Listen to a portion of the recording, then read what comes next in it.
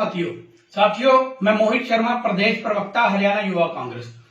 साथियों, जैसा कि आपको पता है कि पिछले कुछ दिनों में केंद्र सरकार 3 कृषि कानून लेकर आई और इस कृषि कानूनों के तहत हमारे देश का अन्नदाता, भाग्यदाता किसान, जिसने अपने खून और पसीने से इस देश को सींचा, वही अन्नदाता और भाग्यदाता किसान आज धरने पर बैठने को मजबूर है और भारतीय जनता पार्टी के नेता अपने कृषि कानूनों का महिमा मंडल कर रहे हैं और खुश हो रहे हैं। साथियों, इन 3 कृषि कानूनों में जो सरकार ने बात रखी कि पूंजीपति किसानों की फसल खरीदेंगे, साथियों ये बहुत ही दुर्भाग्यपूर्ण है कि किसानों की जो फसल है बिना एमएसपी के पूंजीपति खरीदेंगे। इससे हमारे देश के जो किसान हैं उनको बर्बाद करने का एक षड्यंत्र है। साथियों, किसान कह रहा है कि मुझे एमएसपी की गारंटी दी जाए, और अगर सरकार कहती है कि ये जो बिल है ये किसानों के फेवर में बिल है, तो उनको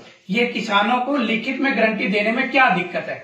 साथियों, आपको पता है कि पिछले कोरोना काल में जिस तरह हमारे देश में लॉकडाउन हुआ और सारा देश एक तरह का बंद हो गया, उसी दौरान हमारे देश के किसान ने सारे देशवासियों का पेट भरने का काम किया और आज वही किसान धरने पर बैठने को मजबूर है। साथियों, ये जो 3 कृषि कानून लाए गए हैं, इसके तहत जमाखोरी बढ़ेगी और पूंजीपतियों को फायदा होगा। साथियों, आज देश के किसान को सरकार से यह उम्मीद है कि सरकार उनको लिखित में गारंटी दे एमएसपी की, जिससे उनकी फसल का सही भाव उनको मिल सके। साथियों, आपको पता है कि हमारा देश एक कृषि प्रधान देश है और कृषि प्रधान देश होने के नाते हमारे देश की जो अर्थव्यवस्था है उसकी रीढ़ की हड्डी भी किसान है। किसान ही हमारे देश का पेट भरता है। साथियों, मैं युवा कांग्रेस के